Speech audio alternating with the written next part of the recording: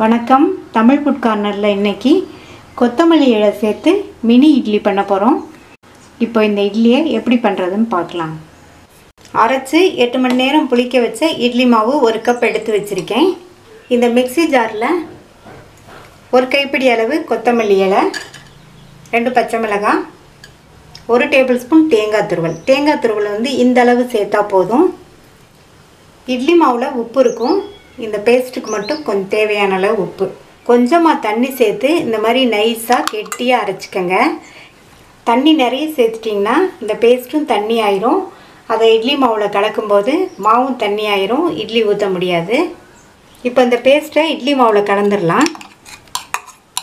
சேர்த்துட்டு இதை நல்லா கலந்து விட்டுறலாம். மாவை நல்லா கலந்தாச்சு. இப்போ கொத்தமல்லி இட்லிக்கு மாவு ரெடி ஆயிடுச்சு. மினி இட்லி தட்டு எடுத்து வச்சுருக்கேன். இந்த எல்லா குழியிலையும் கொஞ்சம் கொஞ்சமாக எண்ணெய் சேர்த்து நல்லா ஸ்ப்ரெட் பண்ணி விட்டுறலாம். ஒவ்வொரு இட்லி தட்டுலையும் மாவை ஊற்றிடலாம்.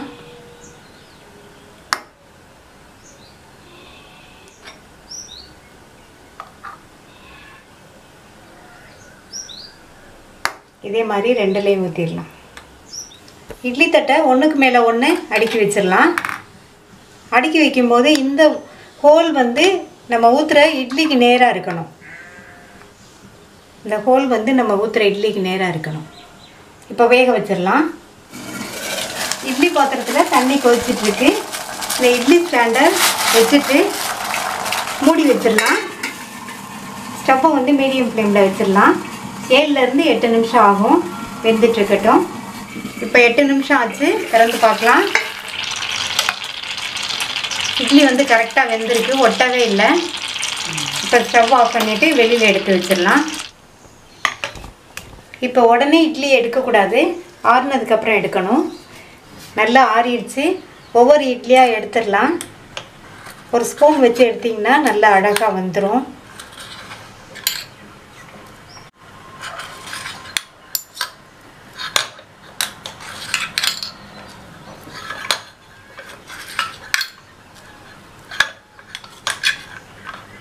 இதே மாதிரி எல்லா தட்டில் உள்ள இட்லியும் எடுத்துடலாம். கலர்ஃபுல்லான சாஃப்டான மினி கொரியாண்டர் இட்லி ரெடி ஆயிடுச்சு. இது தேங்காய் சட்னியோடையும் கார சட்னியோடையும் வச்சு சாப்பிட்றதுக்கு நல்லாயிருக்கும்.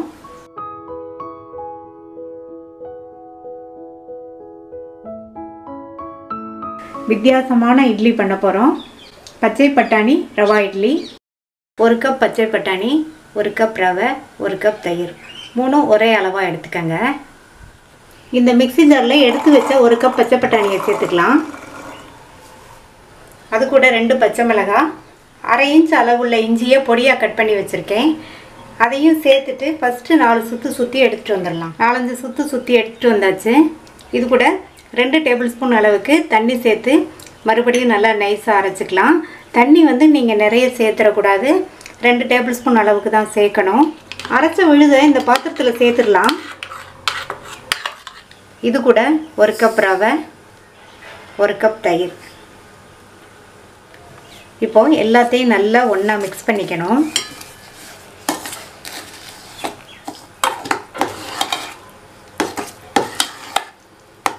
நல்லா கலந்து விட்டாச்சு. இதுக்கு தேவையான அளவு உப்பு, நான் 3/4 டீஸ்பூன் உப்பு சேர்த்துருக்கேன். உப்பு சேர்த்துட்டு மறுபடியும் நல்லா ஒரு தடவை மிக்ஸ் பண்ணி விட்டுறலாம்.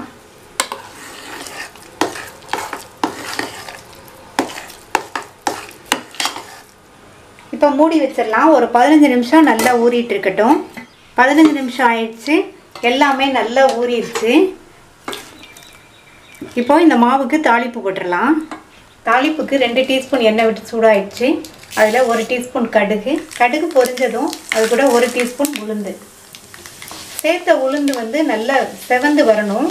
அப்போ தான் இட்லியோட டேஸ்ட் வந்து நல்லாயிருக்கும். உளுந்து வந்து இந்த மாதிரி நல்லா செவக்கணும். செவந்துடுச்சு. அடுத்து கறிவேப்பிலையை நல்லா குட்டி குட்டியாக கட் பண்ணி சேர்த்துருக்கேன். இந்த தாளிப்பை மாவில் சேர்த்துக்கணும்.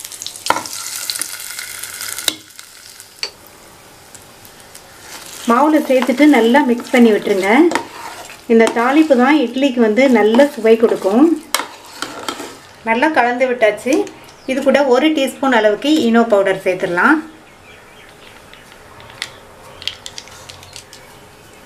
அது கூட அரை டேபிள் ஸ்பூன் அளவுக்கு தண்ணி. நான் வந்து ஈனோ பவுடர் சேர்த்துருக்கேன். அதுக்கு பதிலாக அரை டீஸ்பூன் சமையல் சோடா இருந்தாலும் சேர்த்துக்கங்க. இப்போது இதை நல்லா மறுபடியும் நல்லா மிக்ஸ் பண்ணி விட்டுறலாம்.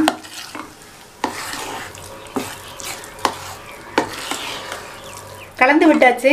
நீங்கள் ஈனோ பவுடர் சேர்த்ததுக்கப்புறமா ரொம்ப நேரம் கலந்து விட்டுட்டே இருக்காதீங்க. ஜஸ்ட்டு வந்து நல்லா மிக்ஸ் ஆகிற மாதிரி கலந்து விட்டால் போதும். மாவு வந்து இந்த கன்சிஸ்டன்சிக்கு இருக்கிற அளவுக்கு பார்த்துக்கங்க. இதை விட ரொம்ப கெட்டியாக இருந்ததுன்னா கொஞ்சமாக தண்ணி சேர்த்து கலந்து விட்டுக்கங்க. இட்லி தட்டில் எண்ணெய் தடவி க்ரீஸ் பண்ணி வச்சுருக்கேன். இட்லியை ஊற்றிடலாம்.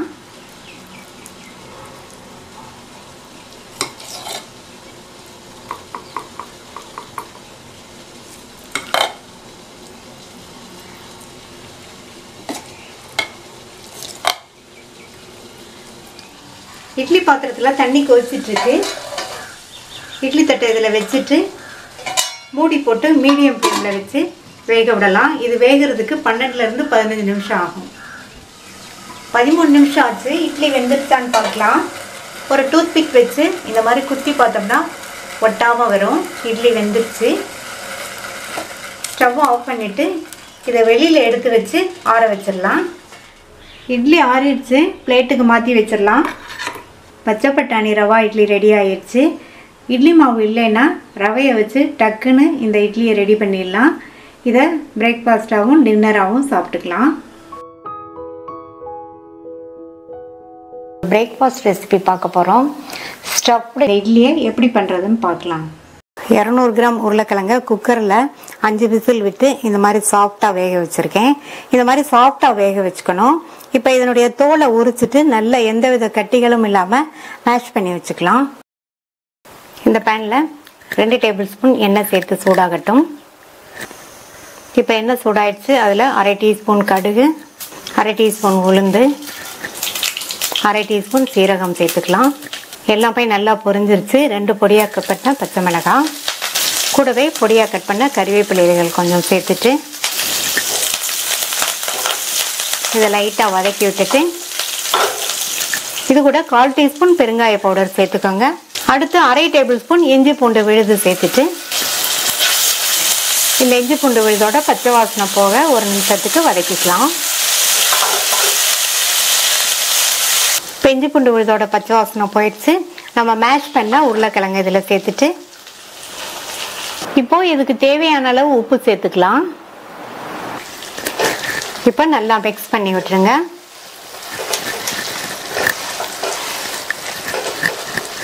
இதை 2 நிமிஷத்துக்கு நல்லா மிக்ஸ் பண்ணி விட்டுக்கலாம்.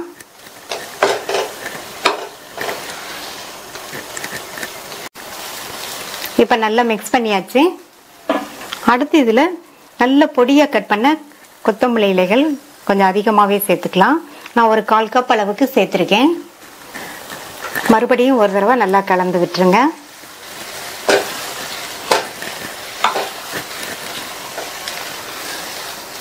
அடுத்து இதில் ஒரு சின்ன மூடி லெமனை இது மாதிரி பிழிஞ்சு விட்டுடலாம்.